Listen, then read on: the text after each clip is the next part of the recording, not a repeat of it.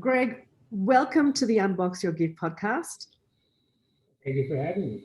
I'm really super excited to have you because, like I mentioned before I hit the record button, everyone that I've interviewed on the podcast have been in their journey for multiple years before they arrived at making a full-time income doing what they loved, turning that passion into a profession. Whereas what's so refreshing about you is that you started posting on TikTok. You started as recent as October last year. And since then, you have been putting in the work to generate a following. That following has made your what was a small little business expanded to 5 times the size of what it was in terms of income. And you're here to tell the tale to us about the ins and outs of using TikTok and how that can work towards, generating income where really it seems kind of, for anyone that's listening thinking, are you sure, like this is not just some little thing that you do on the side, like this is an actual way to do something that you love and be able to gain momentum and clients in doing so. So my first question to you, Mr. Greg Langstaff, is now before I launch into TikTok, what were you doing before TikTok? Like what was the scene like for you? So I was a university administrator. I planned orientation for new students. That was my job, full-time job for about 5 years. And I was doing some resume writing stuff as sort of a side hustle. I'm sure everyone's familiar with the idea of side hustling. And that was, it was something that came from my own painful job search that I had in the past. I'm Canadian, but I went to school in the States, and after I graduated, I wanted to stay there. It's very hard to get a work visa as an entry level professional. So that's when I got all that practice getting through the job search process, getting job offers. But no matter how far I got, once I told them I needed a visa, it would fall through. So I decided to come home to Canada. And with all the skills I had developed, the first few jobs I applied to, I got offers for. I took one that I was really excited about, and those skills that I gained through that process are what I used to start helping people with the resume writing, kind of on the side at first. So how long were you in that job as a university administration officer? How long was that role for you? How long was that So job? 5 years. Wow. Yeah. Okay. And so while you're in that job as a university administration officer, are you now like the fifth year of doing that and you're thinking I need a change and so I'm going to explore TikTok? Is that what happened? Actually, believe it or not, TikTok was not in the plans until after I quit my job. Um, so what happened is I was kind of done, after 5 years in your first full-time job, you get a little bit tired of it. And I wasn't sure what to do next. I went for a promotion at my work, didn't get it, went to a friend of mine, it's all good. But then I was like, hey, I can't stay in my current job. So I stayed a couple more months just to save up a bit more money. And then I left with the intention of going all in on my business, but without a real plan as to how I was going to support myself, because I was certainly not making enough to cover my expenses. Wow. So, okay. So that's really interesting. So you quit your job cold turkey. There's no plan involved of how you're going to, and you're living on your own at this point? Well, I was living with my girlfriend, who's now my fiance. Okay. Okay. But So yeah, you were we're living, okay. So there was someone to, and I'm going through that just because of people who are thinking, well, I live alone or I live. So how did that happen for you? So you quit your job and with the intention of going full time into this side hustle of resume writing for other people. And so at what point did you think that TikTok is the one and not Facebook or Instagram or Snapchat or anything like that? before I knew that TikTok was not, or sorry, before I knew TikTok was the way to go, I knew that Facebook and Instagram were not, because as a lot of people know, you can put years of time into Facebook and Instagram, and at first your audience is really excited for you because they know you and they like you. But at a certain point, these are people, for most of us, who signed up to follow us on these social media platforms because of who we are and not because of our business that we've decided to run. Which is why TikTok is so great, because these are all people that are following us because of our expertise in our industry. Yeah, I agree with you. So when you first, because I remember when I first opened up the TikTok app, I just thought, oh my goodness, like this looks so strange, so weird. And yet that was my first impression. Little did I know the potential that it had. What was your first impression? Because of those who haven't downloaded TikTok or aren't always on it, what was your first impressions of it, of the actual app? I found a lot of joy in it because with the trends and the dancing and the jokes, like it's of all the social media I personally consume, it's the one where I find myself laughing and smiling the most. Mm. So I always enjoyed it a lot. And on my fiance's account, there's many videos of us trying all these hilarious, weird trends and dancing and what have you. That's where I put all the fun like stuff I just want to try. But yeah, I never really thought about it for in terms of promoting my business, at least for the first 9 months I had heard of TikTok.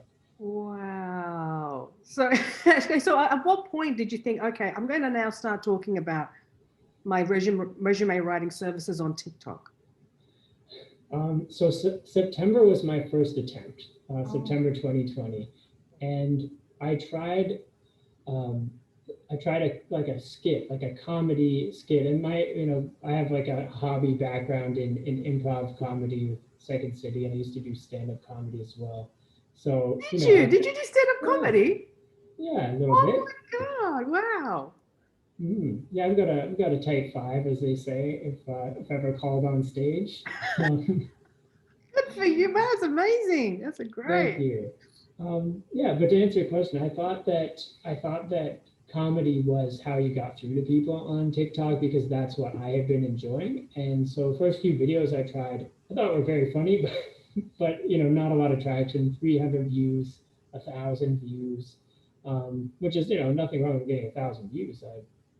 That's great. But the first time that I just decided to give advice Mm. straight, face to camera, just let me say something really helpful here and warn people of a problem that a lot of people make. That's when I had sort of the breakthrough in that first. It was my fifth video, I think, and it hit like 250,000 views. So yeah, that was Wow. encouraging. Wow, 250,000 views. Now that's what's really remarkable about TikTok that people I find underestimate is you don't have to have, unlike Facebook or Instagram, where you need to have a connection, you need to friend someone or follow someone actively. On TikTok, the actual app, you will get people's videos, even though you're not connected, even though you may not be interested in that subject matter, and then by that, that's how you get found, and that's how people start following you, which is what I find very amazing about TikTok, because that's how the reach is just so much more better than the traditional or the well-known mainstream. I mean, TikTok's mainstream, but the more the established like Facebook and Instagram Mm, posts, because you don't need to have any connections. You will create connections because the algorithm will allow that, and that's why the first video did so well for you, because I mean, you'd have to connect with anyone. Everyone just has to come to you and watch your video on their feed. yeah, it's fantastic. And TikTok, it's the best social media I've ever found for just general reach. Yeah, Yeah. I love that. Just because this is really interesting at this point, you actually have for people who are thinking I might give TikTok a go. You actually have a PDF of how to get started with TikTok. I mean, can you share that URL? Yeah. How should we do that? I'll send it to you after, I Yeah, guess. yeah, you Or can definitely yeah. send it to me and I'll put it in the show notes. But do you know the link off the top of your head? If not, that's fine. No, No, I that's I do not. okay. It's No problem. No problem. No uh, problem. We'll put that link in the show notes, guys, because Greg has this amazing PDF of how to make TikTok work for you. Which brings me to the question of you were a full-time employee, you decided to go into resume writing. How confident, this is a question that many people have, how confident were you that you could label yourself as a quote unquote expert? Whereas people think, well, I don't know if I'm an expert yet. I mean, how much experience do I have before I say, look, I can teach you this? Like, what's your opinion on that? well, I was doing it. So I do have a certification. I'm a certified resume strategist through the Career Professionals of Canada, which is an organization here that I didn't know about when I started. So I was doing professional resume writing for probably a year and a half before I obtained any sort of certification. And what's I think is important for people to know is that there are so few industries that are genuinely regulated, where you need some sort of credential to do what you wanted to do. But this did definitely, the certification helped me feel a little more confident putting my services out there. Something that took a week to get, instead read a little textbook and send some writing samples in. So it's not a big deal or anything. But like as long as you can help someone to get better, there are people out there, whatever it is that you want to help people with, whatever you're teaching, if you are better than them at it, they can learn something from you. So I think, putting yourself out there, if there's something you care about enough that you want to teach people about it, I'm sure you know a lot more than people who are willing and ready to learn about that thing. So hopefully that boosts some confidence of people thinking about it. So do you think the reason why you're doing well on TikTok, because you went from 0 to 147,000 followers from October till, we're talking about this year, what, July, August this year? Mm-hmm. Yeah, Yes, that's amazing. That's just now, that's just not 147 followers who just like what you do. They are people who are now intrigued to want to work with you. That's what the potential is of those people within TikTok. So if I wanted, for example, if I'm into gemstones, or if I'm into, how to carpentry, or if I'm whatever interest I have, do you feel that anyone with an interest who can teach it, show it, demonstrate it, can actually make a living from it? Oh, absolutely. I was just looking into this the other day for another project that I'm working on, and I found someone who has, I think, 300,000 followers doing marble racing. I found a roofing account for, like fixing your roof with like 150,000 followers. Wow. I was trying to find the most ridiculous things I could. Yeah. You know, anything that's a hobby, because we're all special, but if you like something, odds are a lot of other people like that as well. So I think there's a niche and audience for everyone on TikTok. I mean, I've read a lot of studies, but there's somewhere between 700 million and 1.1 billion monthly active users on TikTok. So there's people out there that like the same things as you, and they'll be happy to hear what you have to say about it. They have the same quirky likes as you do, absolutely. So going with that if I have any interest in anything, say I'm at home, it's lockdown in Australia. Majority of Australia currently is in lockdown. And with many people having lost jobs, or their jobs are kind of paused, or they're having to work from home and thinking, oh, do I really want to do this for the rest of my life? And they're on that crossroads. If they have an interest in, for example, stationery, in novels, whatever it might be, if they start an account and they start posting about what interests them about that, or do you think that you could eventually make an income, or a full-time income eventually from that interest? Oh, absolutely. There's so many ways to make an income for anyone who's doing something where it's based around helping people with something. You have options to do one-on-one coaching. You can make courses. You can have group workshops. If it's more of a hobby or interest, of course, we can be selling merchandise related to the hobby, or even affiliate sales related to the hobby, whether that's affiliate through Amazon affiliates, or if it's something else. Like there's so many ways to do it. And then the bottom line is, if you're in any niche at all, if you build a big enough audience, companies are going to start coming to you and offering you influencer deals, which is like become one of the larger parts of my income now. Yes. Which is great because it's easy. 100%, because I was reading an article about what's called the creator economy, which is exactly what you're doing, where it's transferring from the influencer economy to the creator, where you are creating content that is that, because of the rise of TikTok and the influence and potential of TikTok, it's created this new niche that is allowing people to, like yourself, have a side hobby and then do 60-second videos, 30-second videos.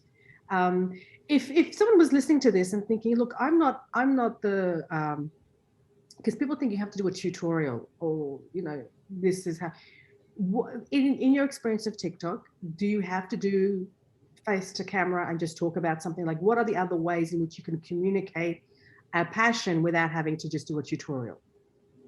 I think if you're doing so, my two TikTok accounts, the one about building my TikTok account and then the original TikTok about resume writing and job searching, those are both very educational.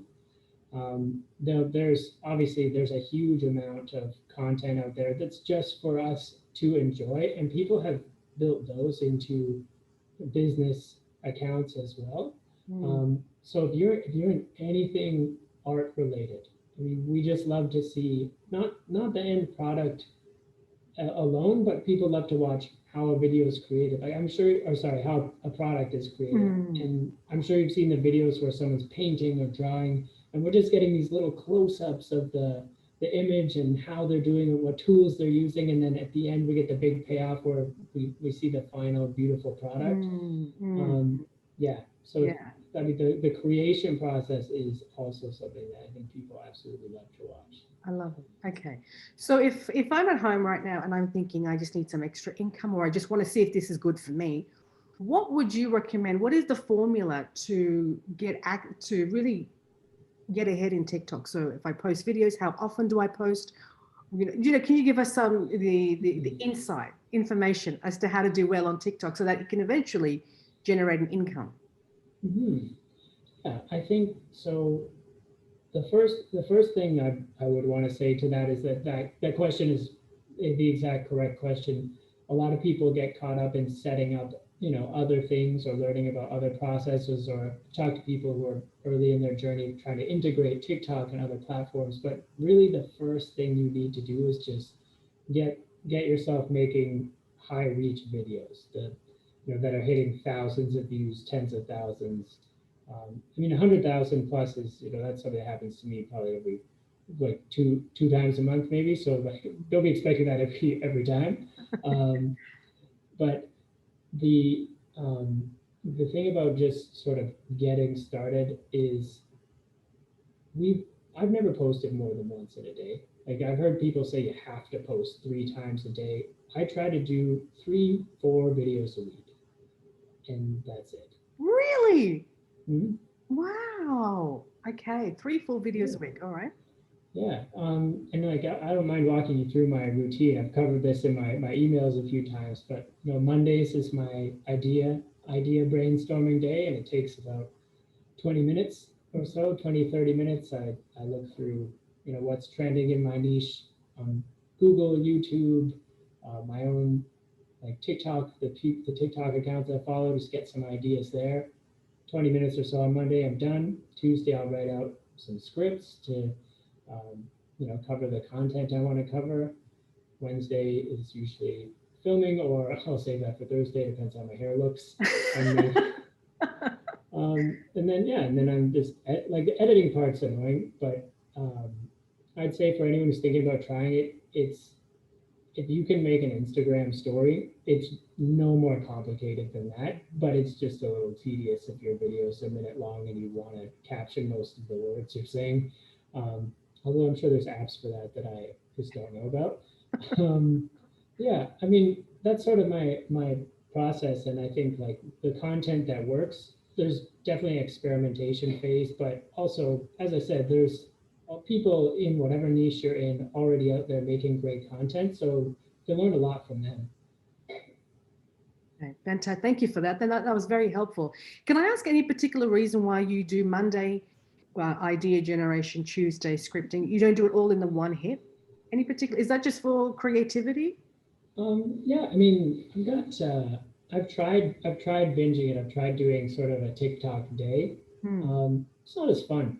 And I like to have a lot of different projects just sort of moving along at once. And I'm working with clients every day for resume writing. So this is ways to kind of break it into 20 to 30 minutes a day tops, and that's it, which is great. Yeah. It's not intimidating either. Yeah. Everything's relying on this. Yeah. So is TikTok your only mode of marketing to get the word out of your being a resume writer? Yeah, it is now. I still, I'll jump back to LinkedIn once in a while. I will sometimes cross promote my content on Instagram or Facebook. If I had more time, I would be doing that stuff all the time. I had a YouTube channel going for a little bit, but that was just a lot of work and not a lot of payoff. You can put 5 hours into making a 10-minute YouTube video, and if it does really well and you promote it on TikTok, it might get 300 views. Yeah. But there's some TikTok videos. I put one out yesterday. It's 8 seconds long. It took me maybe 5 minutes to make, start to finish, and it's at like 55,000 views right now. Like the workload to pay off is not comparable on any other platform. Yeah. Yeah, no, I totally agree with that. And when you say it was 8 seconds, the video that you did was 8 seconds and it has now 55,000 views, you just posted it yesterday. Are you doing anything to encourage more eyeballs on that video? Like, for example, are you putting like subtitles? Are you putting trending music in the background?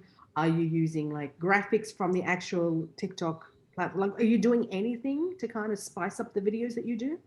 Um, not really in this one. Like this video, I mean, it's 8 seconds. I could describe it for you. I took an article from Forbes. I used TikTok's green screen effect, so I put the headline of the article behind me, and it was just best words to use in your resume. And I just said, here, according to Forbes, are the best. I think it's best soft skills to include in your resume. Just flash the list. Like I typed in the list, put them on the screen for people so they wouldn't have to read the article. Then I told them where you could use these in your resume and did a little quick example. I somehow fit that all in about 8 seconds. Yeah, it went over quite well. And that's what's remarkable about it. It's really remarkable because if you something as simple as that can make such a huge difference for someone who needs that encouragement of how to actually address their resume. I think it's just you don't have to sit through a 5-minute YouTube video. You can get it in 8 seconds. Like it's really quite revolutionary to do the same thing. Now, Greg, if I'm on TikTok, I'm posting about how I love to do concreting. Okay, I love to do that. I don't, but let's just say I do, and Yeah. I'm posting about that. So now I make videos about how I concrete, how I make concrete, how I put the concrete. Why did I choose that example? I don't know. But let's go for it. Yeah, go for it, exactly. So now that I've got some videos up, how do I get people from just viewing my work to becoming a paying customer or client? How do you go from there? How do you transition? I think when you this is actually how my resume writing business started in the first place. I was just giving a workshop to some students, and someone offered to pay me to write their resume for them. Um, if you make content, if you get enough of an audience, they will tell you what they want. That's not to say you can't start with a plan in mind. And I would say, as I kind of listed earlier, if you have something where you can provide a service, actually doing something for someone, such as resume writing, if we have something, a skill that people want to learn and develop, one-on-one coaching that's the fastest business model to get started. It's, I'm good at this. I'll teach you how to do it in a Zoom call or something. Things that I really love. So I've got a whole series of job search courses that I put together. So that's, in my sales funnels, some people will download one of my free ebooks, and then at the end of the ebook, it says, hey, if you want to learn more, I have this course, here's the link. So that's a great way to share knowledge. And then I'm less familiar with some of the, how to sell a physical product or something like that, but I know that's a good option as well. Fantastic. So basically we're going from a video, and people will usually let you know, like, do you do this or can you do this for me? There's one option. That's one way. The other way is people watch your videos. You then say on the video, go and check my link for the PDF and more information on this. They download the PDF. You have their name and email, and at the bottom you're saying in that PDF, if you want to learn more, if you want to work with me, this is how to go about it. Is that correct? Mm-hmm. Yeah, and I think something I should have said earlier when you're asking me about my other marketing channels, my email list is a very high priority for me. Okay. So if I were to describe my marketing funnel in simple terms, TikTok video to send the TikTok video will then refer to some sort of a free giveaway I've got, like the PDF you mentioned on getting started on your TikTok journey. Mhm. That's one. And that gets people in my email list where, as you know, I featured you in one Yes. of my emails a couple of weeks ago. Yes.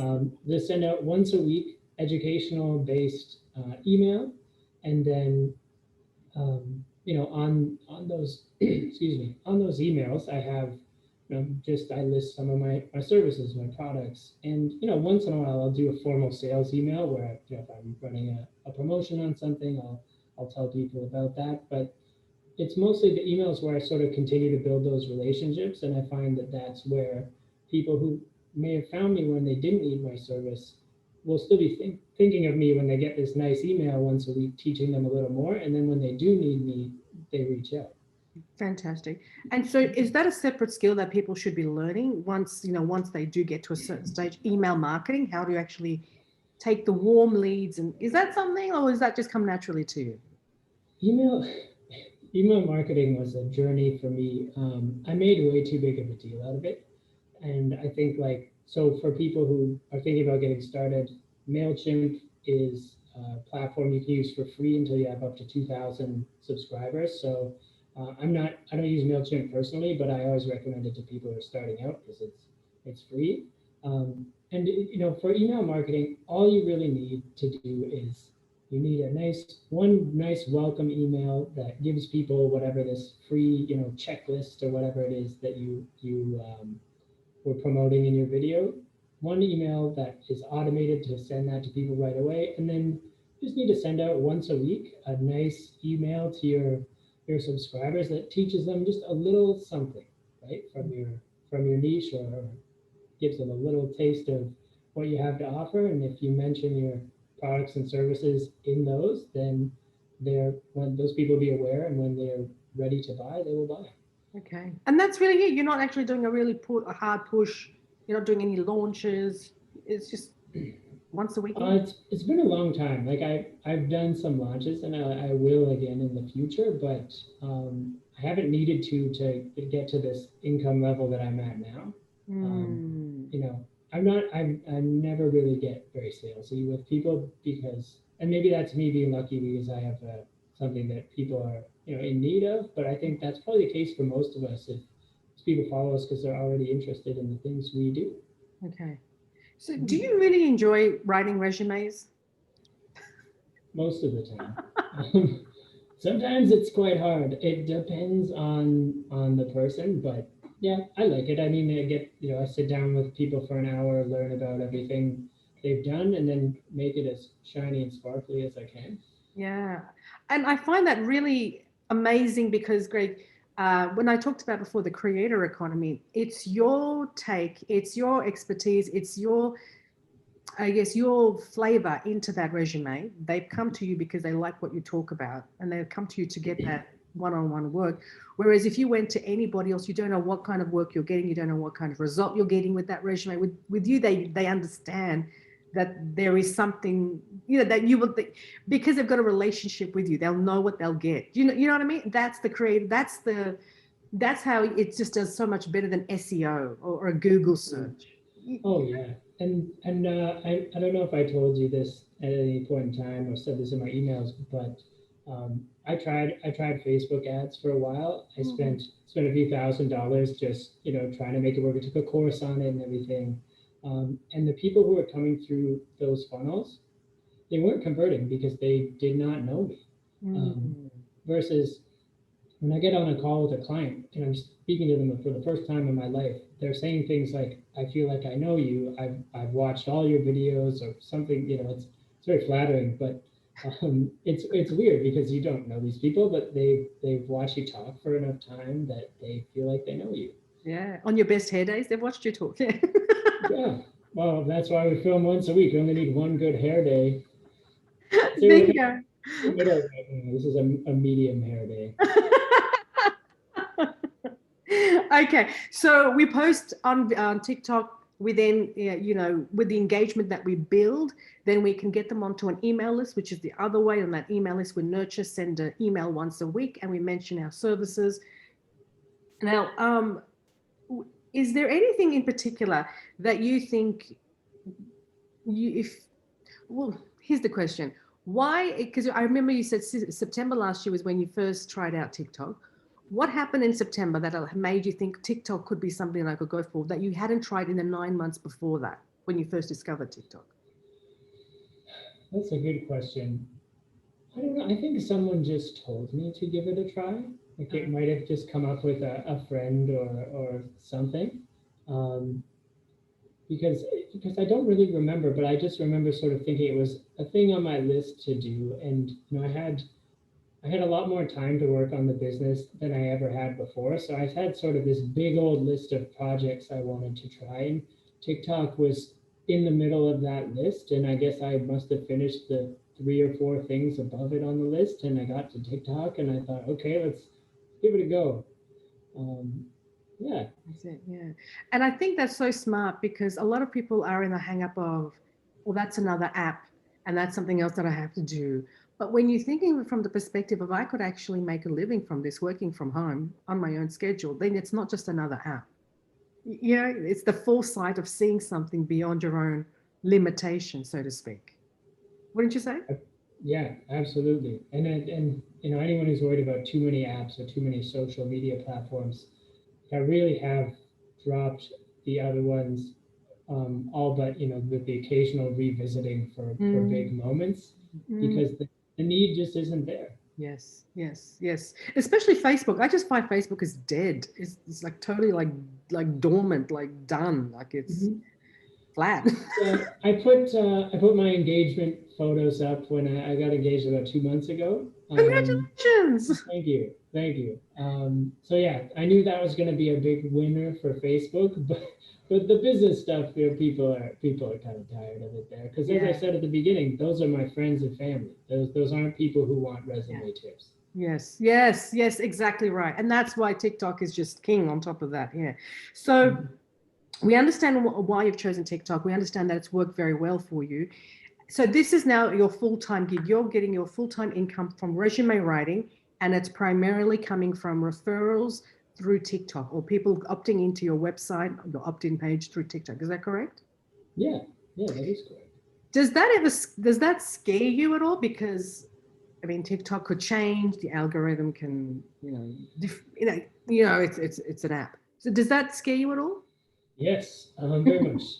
So that's why I'm working so hard at building the email list, right? Because that's something I own, and no one can even if my email service provider, I use ConvertKit, even if they shut down tomorrow, I still have that list of emails and all those 8,000 people that have given me permission to email them at my leisure. Yes. And I think those are my warmest leads as well. So, Greg, that blows my mind. 8,000 people on your email list. You know how much people have paid to build an email list to get to even like 5,000 people on their email list? Like, I'm talking paid coaches, tens of thousands of dollars to teach them how to do that. Like, I'm talking then you pay a VA to put, I'm just talking, that just blows my mind. I've never thought about that before. And I guess, well, thank you for making me appreciate that. No, I can testify to this, that there are coaches who do programs and then they charge you about $10,000, $12,000 to be in their program to learn email marketing and to sell to that list. And then that's just paying the coach. Then you actually have to pay you need to hire a VA to put the back end funnel for you up and running. It's just that, and then that's just another $3,000, $4,000. And then it's the time that you're doing to build this email list, writing these emails to people who don't know you really well and you're trying to gauge them. What I'm trying to say here is the comparison is just flabbergasted. I'm just flabbergasted by the comparison that to build an 8,000 person email list who is willingly wanting to hear from you versus people who are trying to grab at you, like through code. I'm just like really like I'm just sweating. It's just quite overwhelming, really. and it's just the biggest joy to know that you've done that. And if you can do that, because I know you write on your resumes, if I can do it, then you can do it. And it's just testament. And you're such a laid back guy. It's just testament to it's really a possibility. Yeah, I'm not special at all. That's what I try to make it quite clear in my. Well, my mom thinks I'm special, and she does tell me that every time I see her. But yeah, like what I mean by that is that I have no skills or background or knowledge that anyone else couldn't get or have already. Yeah, yeah. And I think that's also a super strength of yours, Greg, because you're not overthinking it. You're just diving in. I mean, what's the worst that can happen? Nothing happens. Well, that's where you are at the moment. Nothing's happening. Yeah. Yeah, that is a super skill because I can just by looking at your demeanor, it's overthinking is stagnates you like the word, but you're just so cool and calm that no wonder you've had success because you've not overthought it and you've just done it. Well, maybe I need to give you a little background. Yeah. There was a year and a half of overthinking. I was ready to start a side hustle mid to late 2016. Right. And when the official launch happened was January 2018. So I did my year and a half, and maybe the people listening to this this will resonate. I listened to a lot of podcasts, read a lot of books. It was a great foundation of knowledge, absolutely. But I learned so much more in the first month after I launched than I had in the year and a half of build up. Yeah, which is why I always tell people the best thing you can do is just put something out there and get started. Wonderful. Fantastic. So what I would like to do now, Greg, is our rapid fire questions. And these questions, yeah, I know. And these questions are just quick, rapid fire. I'm going to ask you a question. The first answer that comes to your head is the right answer. So speaking of overthinking, no overthinking allowed. Whatever comes to your mind is the correct answer. And it's just really, it's a rapid fire round, which allows us to really get inside your mind in a way that they're straight off the cuff answers, which just allows you to say whatever's on the top and what's in your gut. Okay. Great. So let's get to it. So if a book or movie was made about your journey, what would the genre be? A comedy. One big lesson you've learned throughout this whole process of turning your passion into a profession. There are going to be ups and downs, and you're just going to be really upset during the down parts and really excited during the ups. And I say ride the roller coaster. Love it. Love it. So do you prefer texting or talking? Texting. Yeah, high five to that. I'm having fun right now. What's given you more opportunities, what you know or who you know? I think what I know, which is very contrary to what you hear out there, but yes, I guess I'm taking the onus on myself. Yeah, absolutely. Fantastic. Where would you go if you were invisible? I'm a huge basketball fan, and I live right near where the Toronto Raptors play. I would just sneak in there. I'd watch games. I would watch them practice. I would pursue my joys, sneakily and for free. So, what do you believe that other people think is crazy? What do I believe that other people think is crazy? Probably that anyone can make a career out of doing what they love, and you don't need a boss or an employer or anything like that. Brilliant. And then fill in the blank. Turning your passion into a profession is?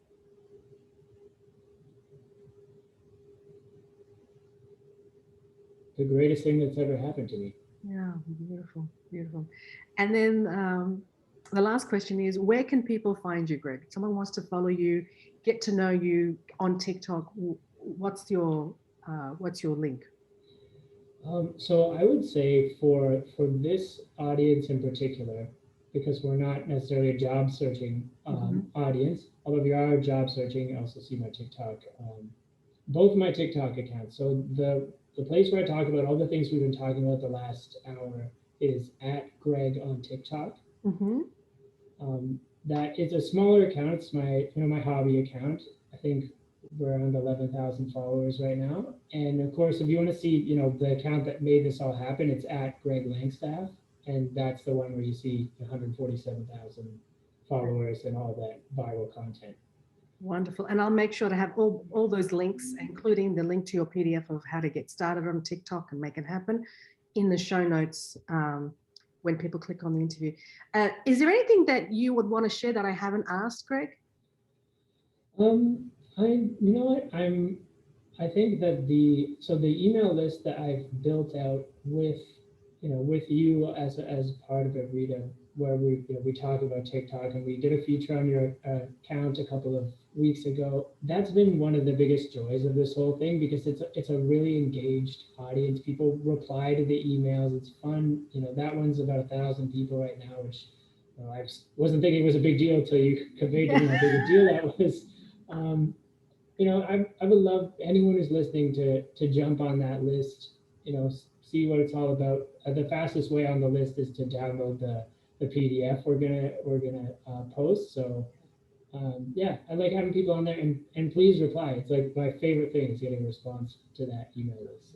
Beautiful, beautiful. Well, it's been such a blast having you on the show, Greg. Thank you so much. The exciting part of it is that if anyone is in disbelief, Greg is the pinup guy. He is the go-to guy. That if you have anything that you think I'd love to, any passion that you'd like to be known for and get paid for, Greg is the link of, here's the proof that it can happen. To, he had a job, he left it, and he just wanted to go full time, and he did it. And thank you so much for being an example to all of us. Okay, thanks for making me realize that it's going well. I mean, not that I didn't, but it's nice to talk about it with someone. Absolutely. Thank you so much, guys. Thank you, everyone, for your time, your listening, and we will catch you on the very next episode of the Unbox Your Gift podcast. God bless.